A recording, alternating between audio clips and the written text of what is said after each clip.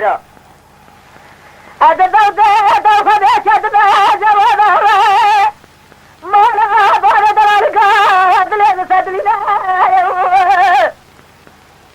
اجل قام بار دلالك دلنا سدلنا دلنا دجل دوليسا فرصة الفرصة عبدار الملك هذه فرصة شافو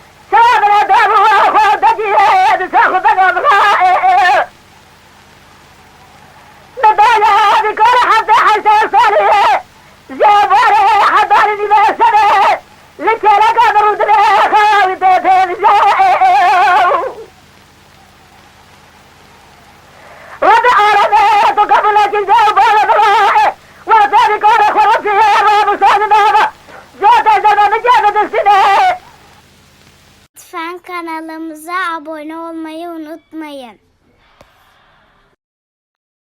تماشاواني مي هجا جكرم اخورا ببن ابونه ما بعجبينن وما بشوبينن